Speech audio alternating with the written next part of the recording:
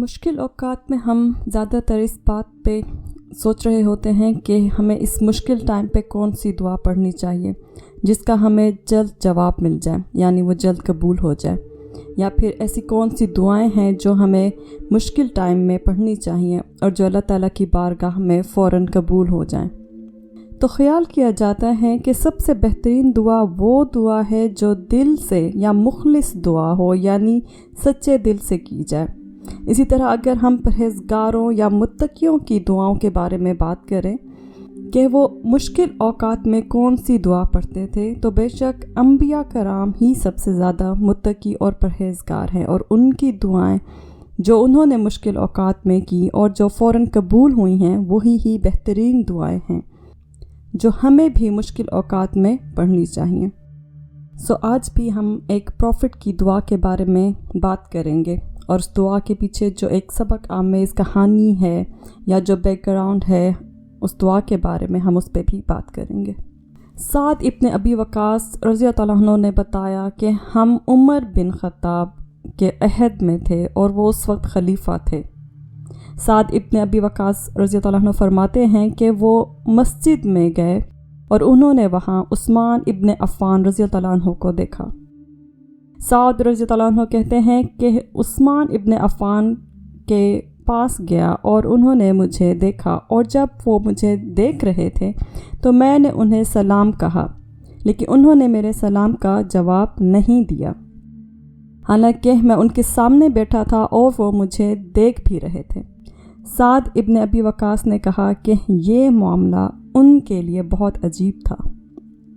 ہم سب جانتے ہیں کہ عثمان ابن عفان کون ہیں۔ عثمان ابن عفان حضرت محمد صلی اللہ علیہ وسلم کے بہترین ساتھیوں میں سے ہیں، اور جو کہ بہت عمدہ مزاج، نرم طبیعت اور بہت شرمیلے تھے نیچر میں۔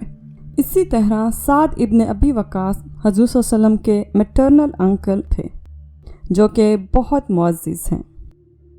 اور ایسے میں سعد ابن ابی وقاص کا عثمان ابن عفان کو سلام کہنا اور عثمان ابن عفان کا سلام کا جواب نہ دینا ان کے لیے حیرت انگیز بات تھی۔ سعد رضی اللہ عنہ فرماتے ہیں کہ وہ عمر بن خطاب جو اس وقت کے خلیفہ تھے سے پوچھا کہ کیا اسلامی شریعہ میں کوئی تبدیلی ہوئی ہے، کیونکہ انہوں نے بہت حیرت والی بات نوٹس کی ہے، جس پر عمر بن خطاب نے کہا نہیں، اسلامی شریعہ میں کوئی تبدیلی نہیں ہوئی ہے۔ اس بات پر سعد رضی اللہ عنہ انہیں سارا ماجرا بتاتے ہیں اور پوچھتے ہیں کہ یہ کیسے ہو سکتا ہے کہ میں نے عثمان رضی اللہ عنہ کو سلام کیا اور انہوں نے مجھے دیکھا لیکن سلام کا جواب نہیں دیا، حالانکہ میں ان کے سامنے بیٹھا تھا اور وہ مجھے دیکھ رہے تھے۔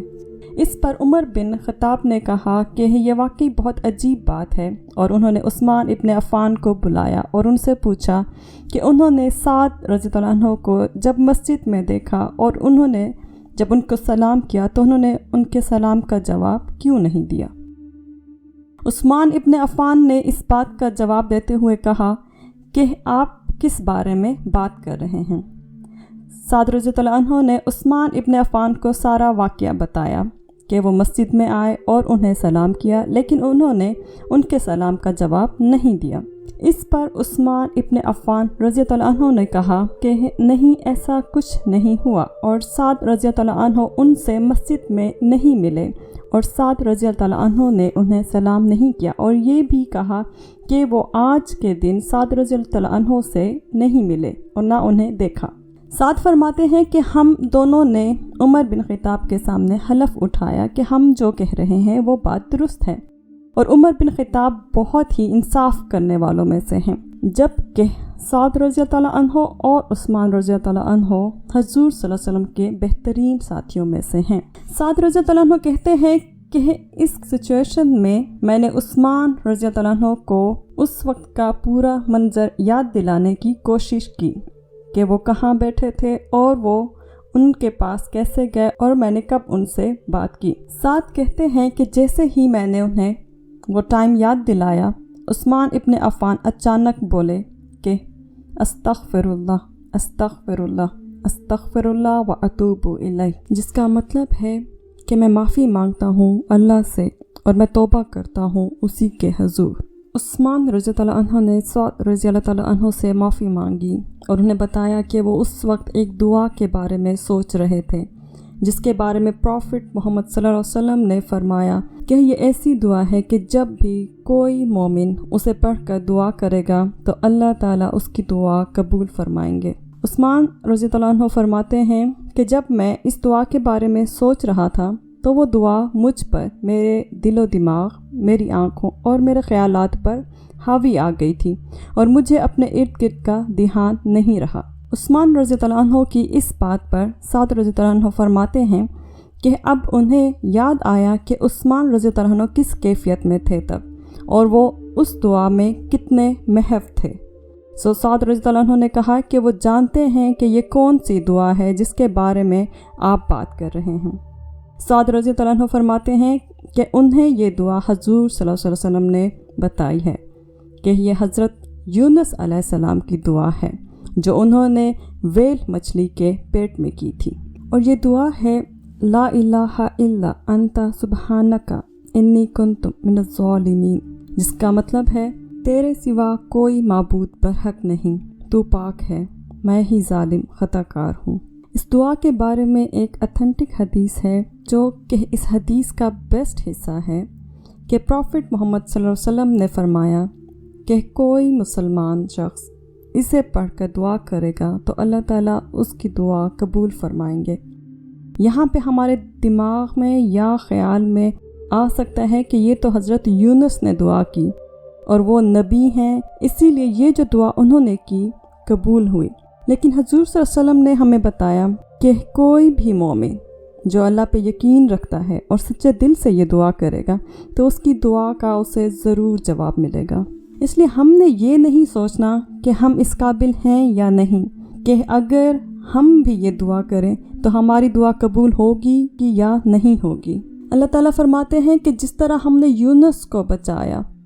इसी तरह हम यकीन रखने वालों को बचाते हैं, उनके अल्फाज, उनके इजहार ख़याल और उनके इखलास के साथ। हज़रत यूनुस अलैहिस्सलाम वेल मछली के पेट के अंधेरे में समंदर में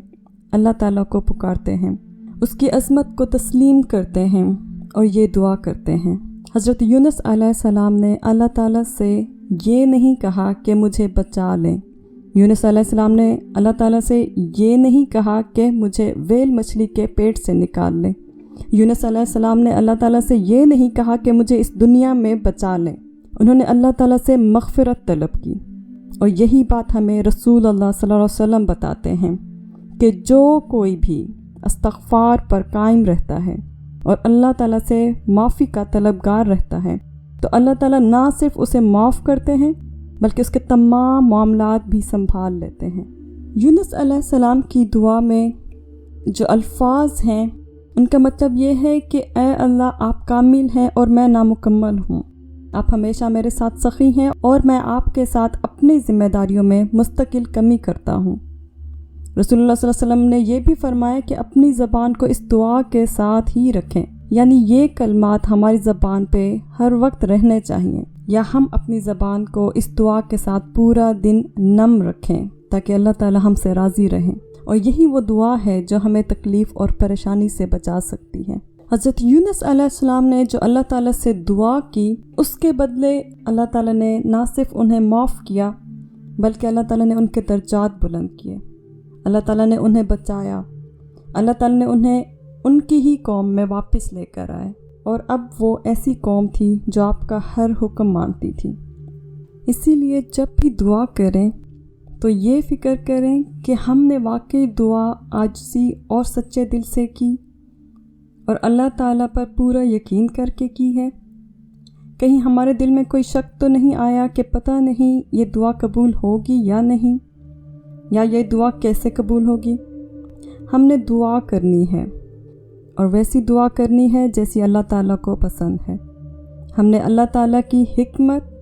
उसकी दानाई, उसके ख़ज़ानों की वुसअत की फ़िक्र नहीं करनी। हमने अल्लाह ताला पर यकीन रखना है